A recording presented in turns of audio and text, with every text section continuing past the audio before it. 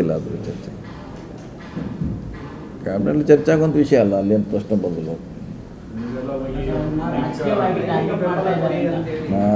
ರಾಜಕೀಯವಾಗಿ ಪ್ರೇರಿತವಾಗಿರ್ತಕ್ಕಂಥ ದಾಳಿ ಅನ್ನೋದು ಸಿಎಂ ಅವರು ಹೇಳಿದ್ದಾರೆ.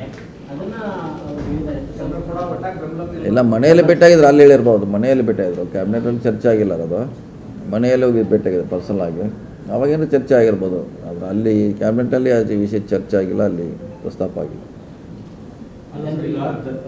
ಅವರು ಕೂಡ ಸಿಎಂ ರೇಸಲ್ಲಿ ಇದ್ದಂಥವ್ರು ಸರ್, ಹೀಗಾಗಿ ಅವ್ರನ್ನೇನೋ ಟಾರ್ಗೆಟ್ ಮಾಡಲಾಯ್ತಾ ಅನ್ನೋದು.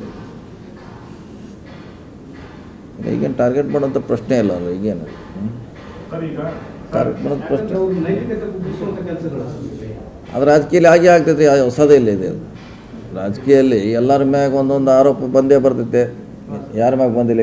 ನಮ್ಮೆಲ್ಲ ಮಂತ್ರಿಗಳ ಮೇಲೆ, ಹಿಂದಿನ ಎಲ್ಲ ಮಂತ್ರಿ. ಕಂಗ್ರ್ಯಾಚುಲೇಷನ್ಸ್. ಯಾರು ಹುಡುಗ? ಮದುವೆ ಅಲ್ಲ, ಬಿಸ್ನೆಸ್ ಸ್ಟಾರ್ಟ್ ಮಾಡ್ತಾ ಇದ್ದೀನಿ. ಹೌದಾ? ಹೇಗೆ? Boss Vala. Boss Vala, B the boss.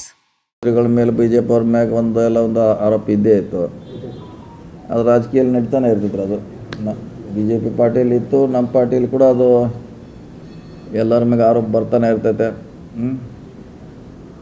So ಅದರಿಂದ ಏನು ಕುಗಿಸ್ಲಿಕ್ಕೆ ಆಗೋಲ್ಲ, ಆರೋಪ ಅಷ್ಟೇ ಅದು. ಸಿದ್ದರಾಮಯ್ಯ ಒಂದು ವೇಳೆ ಬದಲಾವಣೆ ಆದರೆ ಪರಮೇಶ್ವರ್ ಅವರ ಹೆಸರು ಕೂಡ ಮುಂಚೂಣಿಯಲ್ಲಿ ಇತ್ತು, ತಮ್ಮ ಹೆಸರು ಕೂಡ ಇದೆ. ಇಂತಹ ನಾಯಕರನ್ನ ಟಾರ್ಗೆಟ್ ಮಾಡಲಾಗ್ತಾ ಇದೆ ಅನ್ನೋದು ಒಂದು.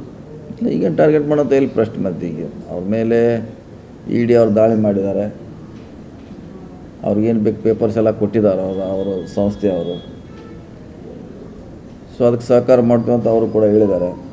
ಸೊ ಅದು ಒಂದು ED ಅವರ ಸಿಸ್ಟಮ್ನಲ್ಲಿ ಒಂದು ತನಿಖೆ ನಡೀತಾ ಇದೆ, ಅದಕ್ಕೆ ಸಹಕಾರ ಮಾಡ್ತಾರೆ ಅಷ್ಟೇ. ಸೊ ಅದಕ್ಕೆ ಏನು ಬೇಕಾದ ದಾಖಲೆ ಕೊಟ್ಟರೆ ಸಾಕು ಅಷ್ಟೇ. ಈ ರೇಟ್ನ ನೀವು ಯಾವ ಆಂಗಲ್ ಬರ್ತೀರಿ ಸರ್? ಇದು ರಾಜಕೀಯ ಪ್ರೇರಿತನ ಅಥವಾ ರಮ್ಯಾರಾವ್ಗೆ ಏನಾದರೂ ಈ ಒಂದು ಕೇಸಲ್ಲಿ ನಂಟಿದೆ ಅನ್ನೋದು ಹಿನ್ನೆಲೆಯಲ್ಲಿ ಗಾಳಿ ಆಗಿದೆಯಾ ಅಂತ ಯಾವ ಆಂಗಲ್?